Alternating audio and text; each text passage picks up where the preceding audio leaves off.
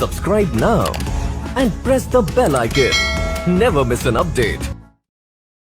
Welcome everyone, कैसे हैं आप सभी। स्वागत है आप सभी का आज के स्पेशल सेशन में। आज हम बात करने वाले हैं स्पीड टेस्ट 37B के इंग्लिश के सेक्शन पे। ये एसएससी का स्पीड टेस्ट होने वाला है और यहाँ से हम जानने वाले हैं, सीखने वाले हैं एग्जाम ओरिएंटेड क्वेश्चंस। जैसा कि हम सभी जानते हैं कि महंतरास के जितने भी स्पीड टेस्ट होते हैं वो सारे के सारे प्रीवियस ईयर क्वेश्चंस पे बेस होते हैं और यहाँ पे हम उस तरह के क्वेश्चंस को, सेक्शंस को भी रखते हैं जो आपके अपकमिंग एग्जाम के लिए वैल्यूएबल बने, हेल्पफुल बने। तो आज के इस सेशन में हम बात करने वाले हैं कुछ धमाकेदार से एग्जाम ओरिएंटेड क्वेश्चंस पे, जानने वाले हैं उनके कॉन्सेप्ट्स को, साथ ही साथ कुछ नए एग्जाम ओरिएंटेड वर्ड्स को। तो आइए शुरुआत कर देते हैं आज के इस धमाकेदार सी जर्नी की और देखते हैं आज का ये सेशन हमारी नॉलेज में क्या ऐड ऑन करने वाला है। आज के इस सेशन के थ्रू हम क्या खास लेके जाने वाले हैं। तो चलिए शुरुआत कर देते हैं फर्स्ट क्वेश्चन के साथ। फर्स्ट क्वेश्चन हमारे सामने है। आपके सामने जैसे ही कोई क्वेश्चन आता है आपको क्या करना है, सबसे पहले अपने अकॉर्डिंग सोचना है क्या हो सकता है इसका आंसर, कमेंट बॉक्स में आंसर करना है, उसके बाद ही सॉल्यूशन पे जाना है। आपसे पूछा जा रहा है सिमिलर वर्ड पूछा जा रहा है, सैनोनिम पूछा जा रहा है आपसे डेफरेंस का सैनोनिम पूछा जा रहा है। क्या होगा अब डेफरेंस का, अगर मैं सैनोनिम की बात करूं क्या हो सकता है। डेफरेंस को अगर हम रिलेट करें तो डेफरेंस का मतलब डिफरेंस अलग है, डेफरेंस अलग है, रिस्पेक्ट से आप इसे रिलेट कर सकते हैं। आंसर हमारा जाएगा सी पार्ट। अगर मैं इनडिफरेंस की बात करूं तो ये उदासीन से रिलेट कर जाएगा कहीं ना कहीं, उदासीनता हो गया, उदासीनता इंडिफरेंस हो गया। सिंपैथी सहानुभूति हो गया, फ्लैटरी चापलूसी हो गया। ठीक है, तो आपका जो एक्चुअल आंसर जाएगा deference, that is respect. Synonym आपका रिस्पेक्ट जाने वाला है। आगे बढ़ जाते हैं अगले क्वेश्चन पे। In the following question a sentence is given with a blank to be filled in with an appropriate word. 4 alternatives are suggested for this question. Choose the correct alternative as your answer. As she has the dash way of talking, everyone makes fun of her. अब यहाँ पे एक filler का आपके सामने question है, आपको बताना है कि इस फिलर में पर्टिकुलर वर्ड क्या होना चाहिए। पैरासाइट होना चाहिए, एनल होना चाहिए, क्वेयर होना चाहिए या एमरिट्स होना चाहिए। एक बार देखिए और पिक करिए अपना answer. Your time starts now. फटाफट देखो और पिक करो अपना आंसर। क्या हो सकता है अपने अकॉर्डिंग देखो। She has a dash way of talking, मतलब आप क्वेयर से इसे रिलेट कर सकते हैं। क्वेयर मीन्स स्ट्रेंज हो गया, ठीक है, क्वेयर मीन्स स्ट्रेंज हो गया, विचित्र हो गया, अजीब हो गया। ठीक है, अब अगर मैं बात करूं पैरासाइट की, अगर मैं पैरासाइट की बात करूं तो पैरासाइट मीन्स होता है परजीवी, परजीवी, परजीवी। पैरासाइट को हम परजीवी से रिलेट कर सकते हैं। एनल का मीनिंग होता है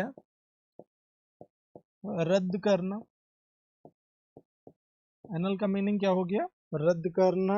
और अगर मैं बात करूं एमरिटस की तो इसका मतलब होता है अवकाश प्राप्त, अवकाश प्राप्त एमरिटस। तो आपका जो एक्चुअल आंसर जाने वाला है दैट वुड बी क्वेयर। और जो भी थर्ड पार्ट पिक कर रहे हैं, सी पार्ट पिक कर रहे हैं, सभी का सिक्सर लग रहा है, सभी का आंसर बिल्कुल correct. Very good, well done everyone. आगे बढ़ जाते हैं अगले क्वेश्चन पे। The story received dash extensive coverage in the Times. एक बार देखिए और पिक करिए अपना answer. Your time starts now. अपने अकॉर्डिंग देखो, जो स्टोरी थी उसको कवरेज मिली, काफी व्यापक कवरेज मिली इन द टाइम्स। टाइम्स, अब ज्यादातर लोग क्या सोच रहे होंगे कि सी पार्ट गलत है। क्यों? क्योंकि यहाँ पे सी पार्ट में टाइम में एस लगा हुआ है, टाइम तो अनकाउंटेबल यूनिट है, यही लग रहा है ना। अब स्टोरी को एक कवरेज मिली है तो किसी मैगजीन में मिली होगी, किसी पेपर में मिली होगी। टाइम्स मैगजीन की ही तो बात हो रही है यहाँ पे एक्चुअल में।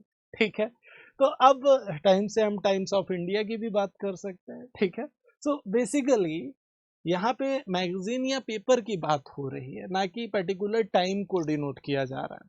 इसलिए आपका आंसर जो आप सोच रहे हैं ना थर्ड पार्ट, वो ना होके आपका जो एक्चुअल आंसर जाएगा दैट वुड बी व्हाट, आपका एक्चुअल आंसर जाएगा फोर्थ पार्ट, नो एरर। ये स्टेटमेंट सही है, इसमें कोई बीमारी नहीं है। Very good. आगे बढ़ जाते हैं। She needed water urgently to quench her thirst when she returned dash college in on from act. क्या होना चाहिए आंसर? फटाफट देखो और उड़ा दो, फटाफट देखो और उड़ा दो। अब देखो, उसे वाटर चाहिए था किस चीज के लिए? Quench her thrust. क्वेंच का मतलब होता है बुझाना, और थ्रस्ट का मतलब होता है प्यास। प्यास बहुत बुझाने के लिए उसे जरूरत थी वाटर की urgently. When she return dash college, when she return from college, सीधे सीधे आप रिलेट कर सकते हैं। आंसर हमारा थर्ड पार्ट जाने वाला है। थर्ड पार्ट हमारा 100% करेक्ट आंसर होगा। आगे बढ़ जाते हैं। An area of land that is controlled by a ruler. एक एरिया है जो लैंड का, जो कंट्रोल किया जाता है किसी पर्टिकुलर रूलर के द्वारा, उसको एक वर्ड में क्या बोल सकते हैं?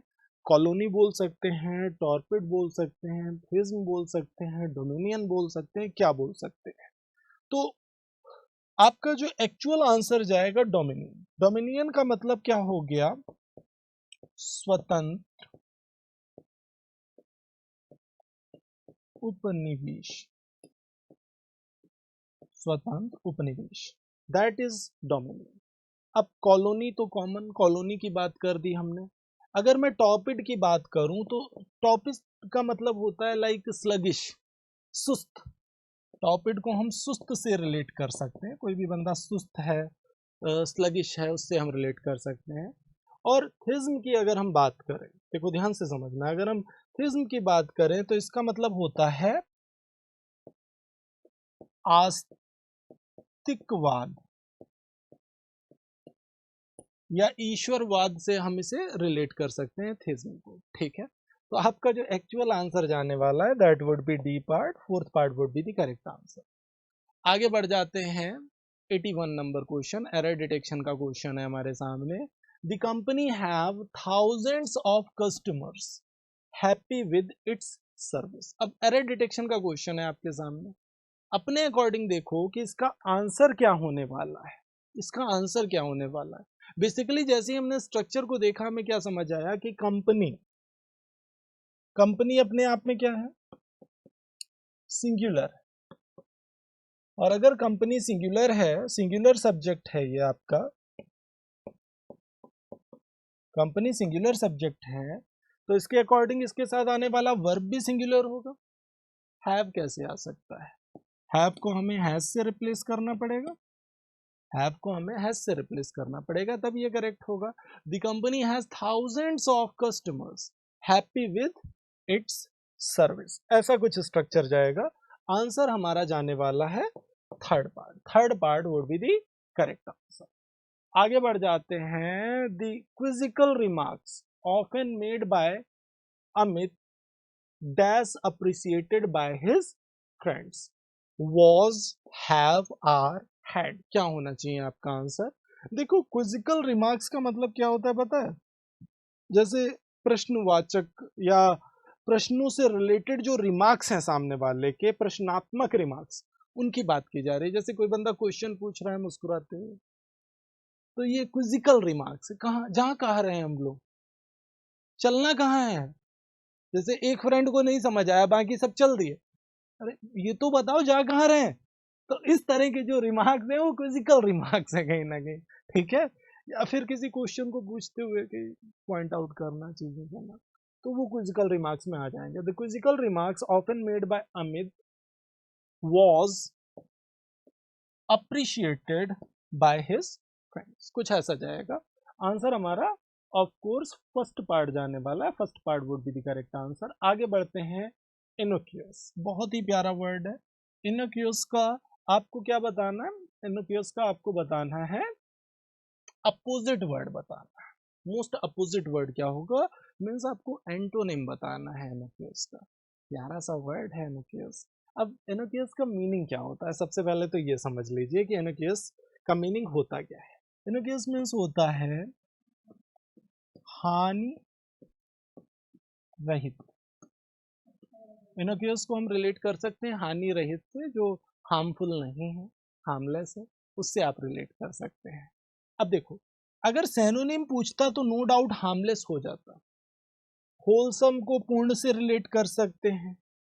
और अगर मैं डेविएशन की बात करूं, ध्यान से समझना, अगर मैं डेविएशन की बात करूं तो डेविएशन मतलब विचलन भी होता है, जैसे एक चीज एक रेखा में ना जाके विचलित हो रही है, या उल्लंघन से भी हम डेविएशन को रिलेट कर सकते हैं। इंजूरियस मीन्स हानिकारक होता है, तो हानि रहित का अपोजिट क्या हो जाएगा? हानिकारक हो जाएगा। हानि रहित का अपोजिट क्या हो जाएगा? हानिकारक हो जाएगा। और आंसर हमारा डी पार्ट जाएगा, fourth part would be the correct answer. ठीक है, आगे बढ़ जाते हैं अगले क्वेश्चन पे। अगला क्वेश्चन, अंडरलाइंड पार्ट को आपको रिप्लेस करना है गॉन विद देम। इस पार्ट को आपको रिप्लेस करना है। किससे रिप्लेस कर सकते हैं? ये देखिए, the good that man do is often gone with them. अब इस पार्ट को आपको रिप्लेस करना है, इंप्रूव करना है। किससे इंप्रूव कर सकते हैं आप? Engraved with them, buried with them, carried with them, और नो इम्प्रूवमेंट। क्या होना चाहिए आपका आंसर? अपने अकॉर्डिंग देखो क्या हो सकता है आपका आंसर, स्ट्रक्चर के अकॉर्डिंग देखो। सबसे पहले आपका जो एक्चुअल आंसर जाएगा, ब्यूरिड विद देम। जो अच्छा करता है उसकी अच्छाइयाँ उसके साथ ही जाती हैं, बुरा जो करता है उसकी बुराइयां भी उसके साथ ही चली जाती हैं। कुछ ऐसे रिलेट किया जा रहा है यहाँ पे। So the good that man do is often buried with them. अब एनग्रेव्ड की अगर हम बात करें, एनग्रेव्ड को वैसे आप रिलेट कर सकते हैं, एनग्रेव का मतलब होता है नक्काशी करना, पत्थर पे खुद खोदना, नक्शे बनाना, कुछ ऐसे आप एनग्रेव्ड को रिलेट कर सकते हैं। तो एनग्रेव्ड का कोई चांस नहीं है यहाँ पे। कैरीड विद देम और नो इम्प्रूवमेंट गलत हो जाएगा। आंसर हमारा सेकंड पार्ट जाएगा, सेकंड पार्ट हमारा 100% करेक्ट आंसर होगा। आगे अगर हम देखें, Manas had been behaved impolitely and suffered due to that. Manas ने बिहेव किया कैसे? इम्पोलाइटली, और उसकी वजह से वो सफर किया, उसे झेलना पड़ा। कुछ ऐसा रिलेट किया जा रहा है यहाँ पे।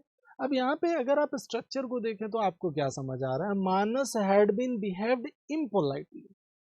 मानस ने कैसे बिहेव किया? इम्पोलाइटली बिहेव किया। And suffered due to that, और उस वजह से क्या किया? सफर किया। कुछ ऐसा बोला जा रहा है यहाँ पे। तो अब यहां से अगर हम देखें, हैड बिहेव्ड, देखो पैसिव स्ट्रक्चर तो है नहीं, तो हैड बीन बिहेव्ड क्यों ही लगाएंगे? हैव बीन भी क्यों होएगा? वॉज बिहेव्ड का भी कोई चांस नहीं है, क्योंकि भाई पैसिव नहीं है, एक्टिव है। तो एक ही ऑप्शन तो हो सकता है, second part, Manas had behaved impolitely. Manas had behaved impolitely and suffered due to that, और इसलिए उसे, उस वजह से उसे सफर करना पड़ा, कुछ ऐसा। तो आंसर आपका सेकंड पार्ट जाने वाला है, सेकंड पार्ट आपका 100% करेक्ट आंसर जाने वाला है। आगे बढ़ जाते हैं। It has become a commonly practice to talk about women's liberalization, और लिबरेशन की बात हो रही है यहाँ पे, आजादी या स्वतंत्रता हो गया लिबरेशन। अपने अकॉर्डिंग देखो क्या होगा इसका आंसर। अच्छा, स्ट्रक्चर को देख के हम क्या समझ पा रहे हैं? स्ट्रक्चर को देख के हम क्या आइडेंटिफाई कर पा रहे हैं? सबसे पहले इस चीज को समझिए, अच्छे से समझिए। It has become commonly practice, सबसे पहले ये कॉमन प्रैक्टिस होना चाहिए, ना कि कॉमनली प्रैक्टिस। समझ गए ना? सबसे पहले ये कॉमन प्रैक्टिस होना चाहिए। It has become a common practice to talk about women's liberation, कुछ ऐसा स्ट्रक्चर होना चाहिए। तो कॉमनली प्रैक्टिस नहीं, बल्कि ये कॉमन प्रैक्टिस जाएगा। और अगर ये कॉमन प्रैक्टिस जाएगा तो आपका जो एक्चुअल आंसर है, कॉमनली वाले ऑप्शंस आपके एलिमिनेट हो गए, नो इम्प्रूवमेंट का भी कोई चांस नहीं है। तो 86 नंबर क्वेश्चन के लिए आपका आंसर यहां से जाने वाला है बी पार्ट। क्या आपको समझ आ रहा है माय डियर एस्पिरेंट्स? कि आखिर बी पार्ट ही क्यों जा रहा है। कॉमनली प्रैक्टिस नहीं होगा, कॉमन प्रैक्टिस होगा, क्योंकि प्रैक्टिस को क्वालिफाई करना है कॉमन से, ना कि कॉमनली से। ठीक है, आंसर हमारा सेकंड पार्ट जाएगा, B part would be the correct answer. आगे बढ़ जाते हैं। Boatman are collecting foreign currency in lieu with the rights offered to tourists. अब यहाँ पे अगर हम देखें, बात हो रही है बोटमैन की। आर कलेक्टिंग फॉरेन करेंसी, वो कलेक्ट कर रहे हैं क्या, फॉरेन करेंसी। इन लिeu विद, के बदले। इन लिeu ऑफ, एक्चुअल में क्या फ्रेज होता है, इन लिeu ऑफ, मतलब के बदले। इन लिeu ऑफ का मतलब क्या होता है, के बदले,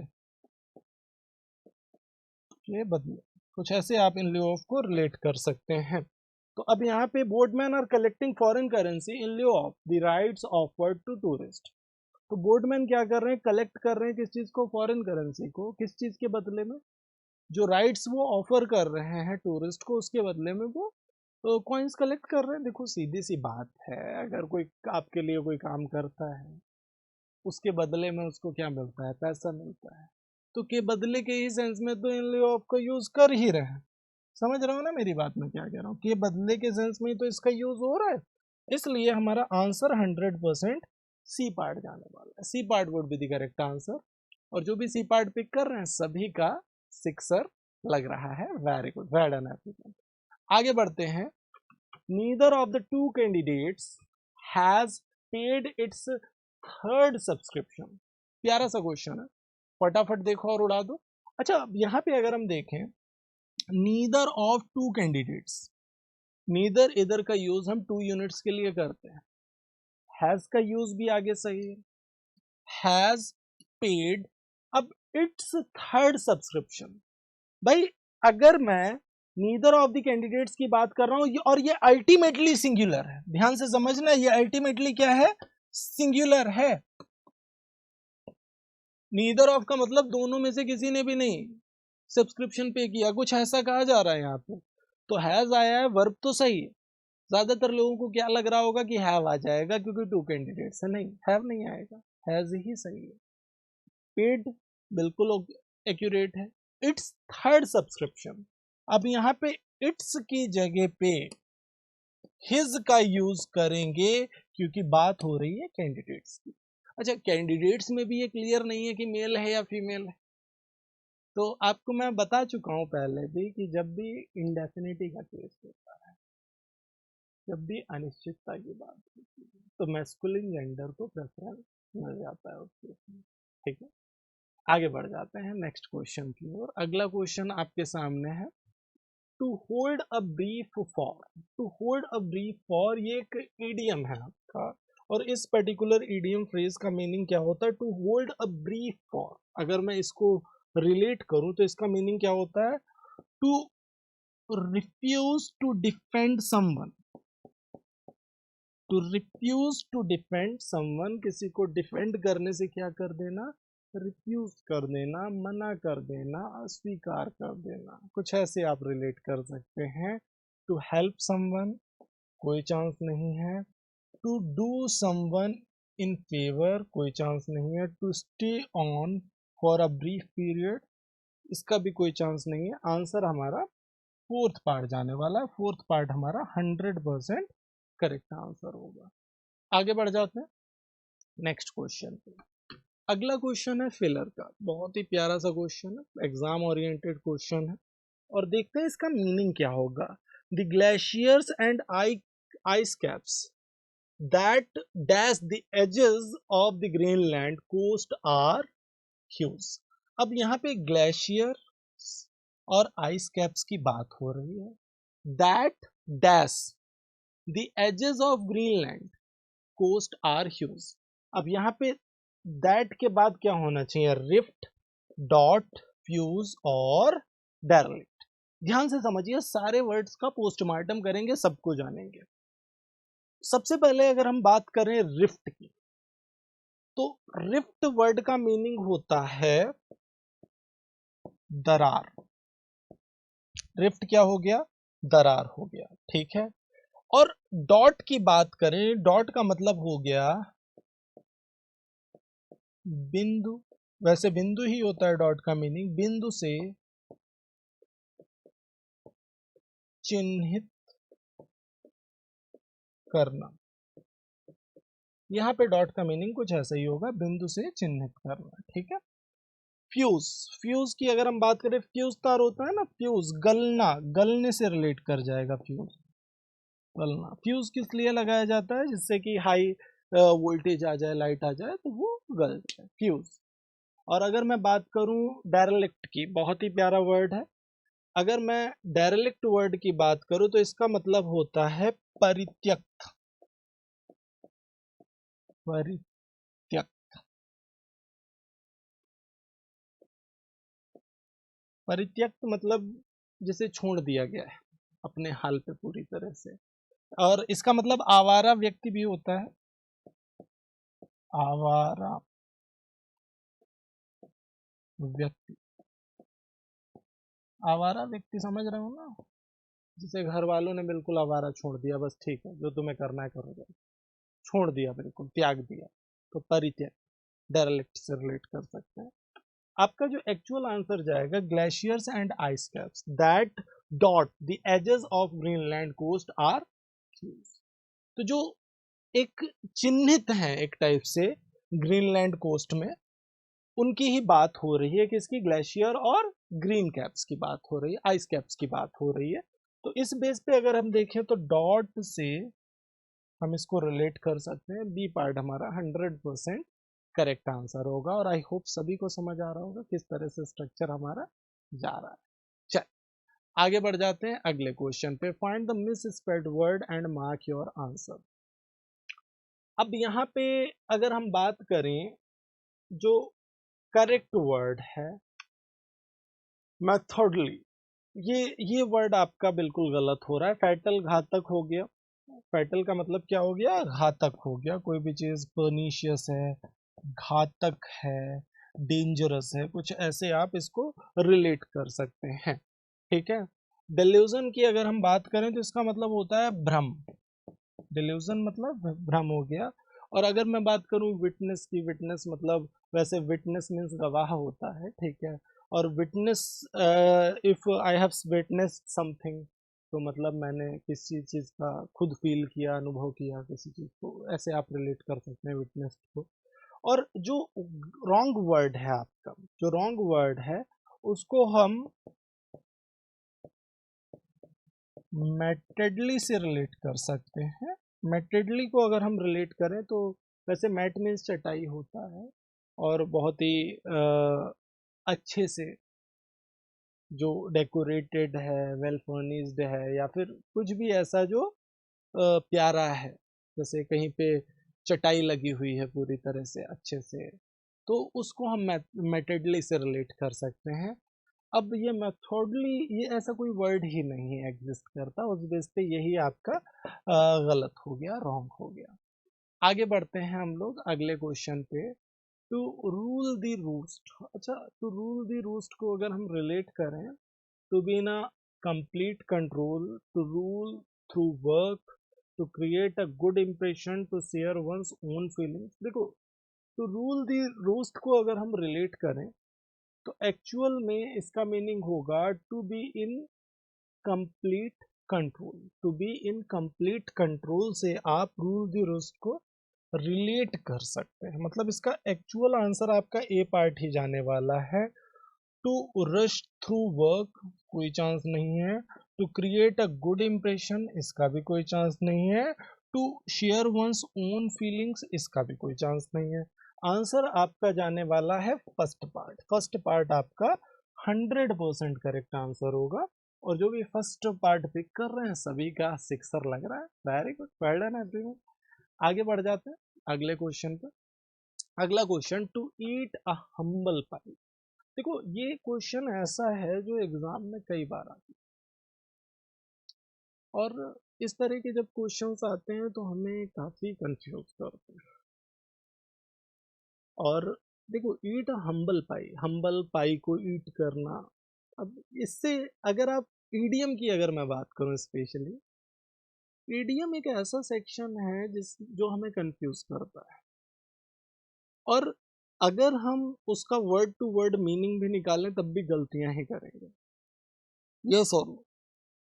अगर हम उसका वर्ड टू वर्ड मीनिंग निकालें तो गलतियां ही करेंगे। रीजन क्या है? रीजन क्या है इसका? कि अगर हम वर्ड टू वर्ड इसका मीनिंग निकाल रहे हैं, स्ट्रक्चर को देख रहे हैं, जैसे to eat a humble pie, humble pie को ईट करना, तो हम्बल या पाई से या ईट करने से कोई लॉजिक ही नहीं बन रहा। लाइक हिंदी का ही मुहावरा है, सपोज हिंदी का मुहावरा है, बंदर क्या जाने अदरक का स्वाद। अब बंदर या अदरक से क्या कोई लॉजिक बनेगा? सोच के देखो इस बात। सेम कंडीशन, नाच ना आवे आंगन टेढ़ा। अब नाचने से और आंगन टेढ़े से कोई कोई लॉजिक बन रहा है क्या? नहीं बन रहा है। एक्चुअल में उसका हिडन मीनिंग है, जो भी स्ट्रक्चर है उसका एक हिडन मीनिंग। सेम कंडीशन मुहावरों की इंग्लिश में है, इडियम्स की सेम कंडीशन इंग्लिश में। आप अगर वर्ड टू वर्ड देखेंगे और उससे रिलेट करेंगे अपनी मीनिंग को, तो आप गलतियां करेंगे। इडियम्स को तैयार करने का सबसे अच्छा जो तरीका है, दैट इज ज्यादा से ज्यादा प्रीवियस ईयर इडियम्स के क्वेश्चंस को राइट डाउन कर लेना, लिख लेना, नोट्स फ्रेम कर लेना और रेगुलर बेस पे देखते रहना। ईडीएम्स याद करने का सबसे अच्छा यही तरीका है, क्योंकि 90% ईडीएम्स आपके रिपीट होते हैं। अगर आपने 20 इयर्स के ईडीएम्स को अच्छे से देख लिया, समझ लिया, ऑब्जर्व कर लिया, तो ईडीएम्स आपको फिर परेशान नहीं करने वाले, ये फैक्ट है। अब यहाँ से अगर हम देखें, to eat humble pie, to produce, to be a worthy fellow, to admit one's faults in humiliating circumstances, यही सही है। मतलब अपनी फॉल्ट को एक्सेप्ट करना।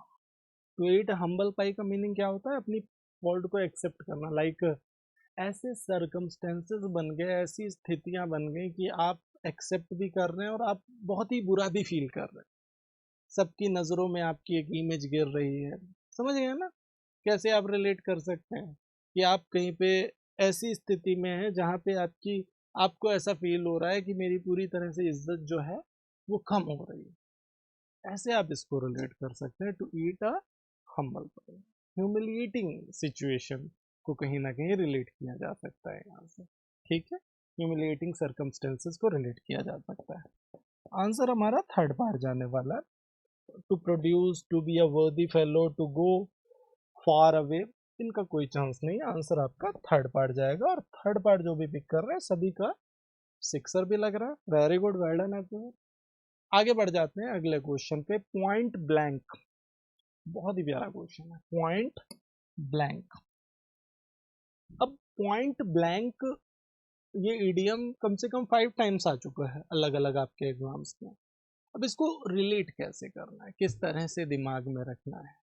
पॉइंट ब्लैंक का मीनिंग ये होता है कि लाइक कोई ऐसा एक्सप्लेनेशन है जिसको बिल्कुल ब्रीफ में आपको बता दिया गया, मतलब क्लियर बिल्कुल बात बताई नहीं गई, मतलब प्रोसेस नहीं समझाया गया, सीधे रिजल्ट की बात होगी। तो राउंड अबाउट से आप इसे रिलेट कर सकते हैं। राउंड अबाउट मतलब मुद्दे की बात तो हुई नहीं, घुमा फिरा के बस एक पॉइंट पे पहुंचा दिया गया आप, ठीक है। जैसे टैक्सी वाला होता है ना, कभी कभी आपने ऐसी कहानियां सुनी होंगी कि कोई बंदा नई सिटी में गया, और स्पेशली स्टूडेंट्स के साथ ऐसा हो जाता है, पता है कि लाइक अब कोई पर्सन लखनऊ का है, दिल्ली के बारे में नहीं जानता, स्टेशन से 1 किलोमीटर दूर उसका एग्जाम सेंटर है, और उसने कहा ठीक है 500 रुपये लगेंगे। रिक्शे वाले ने, चलो आप 300 दे दे रहे, 12 किलोमीटर है यहाँ से पूरा पूरा। आपने कहा नहीं, मैंने तो देखा था 1 ही किलोमीटर है, क्या बात कर रहा है, उधर से कोई रास्ता ही नहीं है, 1 किलोमीटर तो हो ही नहीं सकता है लोकेशन, 12 किलोमीटर बुक करके चलना पड़ेगा, 300 रुपये तो कम से कम पड़ेंगे। आपने बुक कर लिया, घुमा फिरा के आपको वहीं पर पहुंचा दिया गया, ठीक है। तो ऐसे भी आप इसको रिलेट कर सकते हैं, एक्चुअल में राउंड अबाउट से आप रिलेट करेंगे। आंसर आपका फर्स्ट पार्ट ही जाएगा, फ्रैंक, ब्रीफ। और हाँ, प्रिसाइज वर्ड होता तो रिलेट कर देते, प्रिसाइज का मतलब सटीक से भी रिलेट कर सकते हैं, पॉइंट से भी रिलेट कर सकते हैं किसी पर्टिकुलर पैसे पे। तो आपका जो एक्चुअल आंसर यहाँ पे अगर हम देखें, यहाँ पे ऑप्शंस थोड़ा सा कंफ्यूजिंग जरूर है यहाँ पे, उस बेस पे अगर हमें एसटी में जो आंसर मिल रहा है दैट इज ए पार्ट। ठीक है, फ्रैंक स्पष्ट हो गया, ब्रीफ संक्षिप्त हो गया, टॉकेटिव बातूनी हो गया। ठीक है, तो इनका तो कोई चांस ही नहीं है। अब पॉइंट ब्लैंक को हम रिलेट कर सकते हैं एक ऐसे ऐसे रिजल्ट से या एक ऐसे डिस्कशन से जिसका कोई भी एक्सप्लेनेशन नहीं, सीधे सीधे आपसे कोई चीज बोल दी गई, उससे भी आप रिलेट कर सकते हैं पॉइंट ब्लैंक को। ठीक है, तो अलग अलग क्लॉजेज में, अलग अलग स्ट्रक्चर में पॉइंट ब्लैंक कहीं ना कहीं अलग अलग तरह की मीनिंग दे रहा हो। ठीक है, बहुत ही प्यारा आइडिया है। चल आगे बढ़ते हैं हम लोग। मुंडेन, बहुत ही प्यारा वर्ड है। और मुंडेन वर्ड का मीनिंग क्या होता है और बाकी सारे वर्ड्स के मीनिंग क्या होते हैं, पूरा पोस्टमार्टम कर लेते हैं, इसका देख लेते हैं एक बार। ठीक है, सबसे पहले बात करें मुंडेन वर्ड की। मुंडेन का मतलब होता है नीरस, नीरस जिसमें कोई रस नहीं है वही नीरस। इसको हम रिलेट कर सकते हैं सांसारिक, सांसारिक से रिलेट कर सकते हैं मुंडेन को। अब अगर हम बात करें हमड्रम की, अगर मैं ऑप्शंस की बात करूं, पहला ऑप्शन है हमड्रम।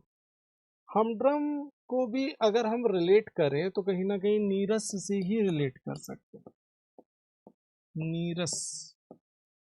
टेडियस का मतलब हो गया थकाऊ, थकाऊ, उबाऊ, पकाऊ। ठीक है, तो कभी कभी कुछ स्पीचेस ऐसी होती है ना जो टेडियस होती हैं, जो थकाऊ स्पीचेस होते हैं, हम खुद ही परेशान हो जाते हैं स्पीचेस सुन सुन के, क्या सुने, कैसे सुने, कितना सुने। ठीक है, टेडियस। एक्साइटिंग, अब अगर हमसे पूछ रहा है अपोजिट वर्ड पूछ रहा है, मोस्ट अपोजिट वर्ड पूछ रहा है, अपोजिट पूछ रहा है तो एक्साइटिंग ही हो जाएगा। बाकी ये दोनों ही वर्ड इसके सिनोनिम्स हो गए। हमड्रम की बात करें वो तो नीरस सीधे सीधे ही है, और टेडियस मीन्स भी थकाऊ हो गया, तो वो दोनों ही इसके सिनोनिम्स हो जाएंगे। अटेन का मतलब होता है प्राप्त करना, तो आपका जो एक्चुअल आंसर जाएगा that would be C part, third part would be the correct answer. आगे बढ़ जाते हैं। In the first of its kind study, a team of scientists have tried to grow new stem cells in the ear that get damaged with age। अच्छा, अपनी तरह की एक study में एक टीम है जो साइंटिस्ट की, उन्होंने ट्राई किया ग्रो करने का एक स्टेम सेल के ईयर में, that get damage with the age, जो एज के साथ डैमेज हो जाता है, उसको कहीं ना कहीं डेवलप करने का ट्राई किया साइंटिस्ट की टीम ने, कुछ ऐसा बोला जा रहा है यहाँ पे। अब इस क्वेश्चन में आंसर क्या होना चाहिए हमारा? सबसे पहले स्ट्रक्चर को अगर हम देखें तो यहाँ बात हो रही है अ टीम ऑफ साइंटिस्ट्स की। ऑफ से जब भी दो नाउन्स जुड़ते हैं तो ऑफ के पहले वाले पार्ट के अकॉर्डिंग वर्ब आता है, अ टीम ऑफ साइंटिस्ट्स। अपने आप में ये क्या है? सिंगुलर है, अपने आप में ये क्या है? सिंगुलर है। और अगर ये सिंगुलर है तो इसके अकॉर्डिंग वर्ब कैसा आएगा? सिंगुलर आएगा। हैव आएगा, हैज आएगा? बताओ जरा, लगाओ दिमाग। हैव आएगा, हैज आएगा? हैव आएगा। इन the first of its kind study, a team of scientists has tried to grow new stem cell in the air that get damaged with age। कुछ ऐसे स्ट्रक्चर जाएगा।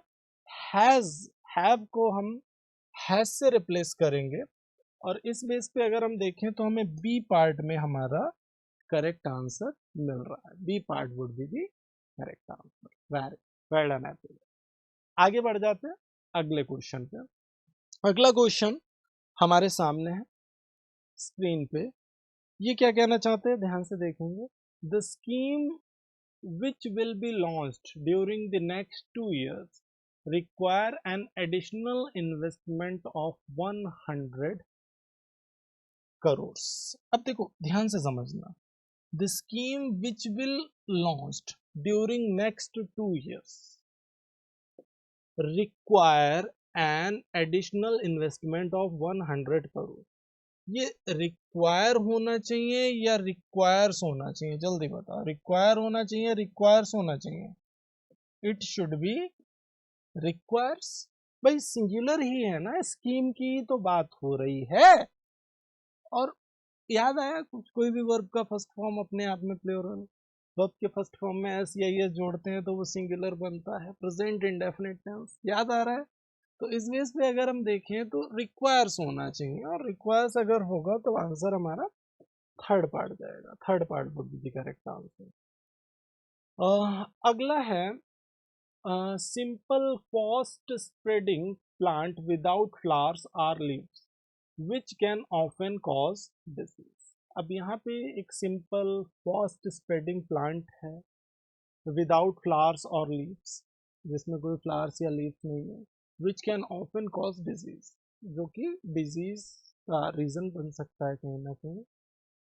अमेबा, फंगस, वायरस और bacteria. देखो अब ऐसे पौधे को हम फंगस से रिलेट कर सकते हैं, तो वैसे एक टाइप से जो वो होता है ना, लाइक कुकुरमुत्ता, जिसको हम मशरूम भी बोलते हैं इंग्लिश में, ठीक है, तो वो भी फंगस ही है एक टाइप का, ठीक है। और जो भी फंगस है हमारे, ठीक है, अगर हम फंगस को हिंदी में बोलें तो फफूंद या फफूंदी से रिलेट कर सकते हैं फंगस को। तो ये जो है एक वर्ड हो सकता है इस पर्टिकुलर स्टेटमेंट के लिए। अमीबा को कोई चांस नहीं है, वायरस बैक्टीरिया का भी कोई चांस नहीं। आंसर आपका बी पार्ट जाएगा, second part would be the correct answer. अब अगला है, इन the following questions a group of 4 words is given, in this group 1 word is misspelled, find the misspelled word and mark your answer. अब जो question है, एक group of words दिया हुआ है इसमें, in this group 1 word is misspelled, एक word misspelled है, आपको बताना है कौन सा मिसस्पेल्ड है। प्रेग्नेंट, डेफिनेट, सचिंट और अपैथी, कौन सा आपका मिसस्पेल्ड वर्ड है, आपको ये बताना है। एक बार देखिए और पिक करिए अपना आंसर। सबसे पहले जान लेते हैं सारे वर्ड्स का मीनिंग। प्रेग्नेंट वर्ड की अगर हम बात करें, ध्यान से समझना, तो इसका मतलब हो गया मार्मिक, मार्मिक या हृदय विदारक। जैसे कोई भी दृश्य ऐसा है जो हृदय विदारक है, मार्मिक है, मतलब काफी इमोशनल है, कुछ ऐसे। अगला वर्ड है आपका, देखो डिफाइंड वर्ड होता है एक्चुअल में, मीन्स ये वर्ड आपका रॉन्ग है। और अगर मैं बात करूं DEFIANT, डिफाइंड वर्ड की अगर हम बात करें तो इसका मीनिंग होता है निडर। क्या होता है? निडर होता है, अवज्ञाकारी होता है। निडर या अवज्ञाकारी से आप रिलेट कर सकते हैं। सक्सेंट की अगर हम बात करें तो ये भी काफी प्यारा वर्ड है, और इसका मतलब होता है संक्षिप्त, या सार गर्भित, संक्षिप्त या सार गर्भित से रिलेट कर सकते हैं। और अपैथी का मतलब होता है उदासीनता। अपैथी क्या हो गया? उदासीनता हो गया। तो आपका जो एक्चुअल आंसर जाने वाला है that would be the point, इसका स्पेलिंग आपका रॉन्ग था। आगे बढ़ जाते हैं हम लोग, फिर आपको मिसस्पेल्ड वर्ड बताना है, फ्लेम्स, एब्रप्टली, डिसर्शन और पर्डन। अब यहां से अगर हम देखें, पर्डन कुछ नहीं होता, it should be pardon, it should be what? Pardon.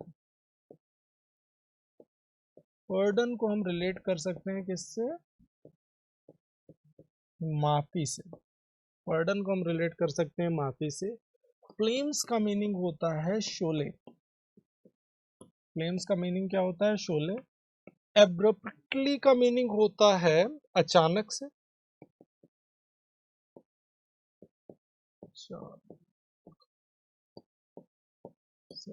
Abruptly. Decision को अगर हम रिलेट करें तो इसका मतलब होता है विचारशीलता। विचारशीलता से या विवेक से हम रिलेट कर सकते हैं। तो आपका जो एक्चुअल आंसर जाएगा, पर्डन का स्पेलिंग ही रॉन्ग था, डी पार्ट हमारा 100% करेक्ट आंसर होने वाला है। जो भी डी पार्ट पिक कर रहे हैं वो 100% करेक्ट। सो आज का सेशन हमारा यहीं पे होता है कंप्लीट। आई होप आपने सेशन में कुछ नया ज़रूर सीखा होगा। मिलते हैं आपसे नेक्स्ट सेशन में कुछ और मज़ेदार से कॉन्सेप्ट्स और पॉइंट्स के साथ, एग्ज़ाम ओरिएंटेड क्वेश्चंस के साथ। अब आपका रेगुलर शाम को 7 बजे 7 PM पे इंग्लिश का SSC का सेशन स्टार्ट हो गया है, जिसे आपको रेगुलरिटी के साथ ज्वाइन करना है। मिलते हैं आपसे नेक्स्ट सेशन में। Till then take care. Thank you. Subscribe now and press the bell icon. Never miss an update.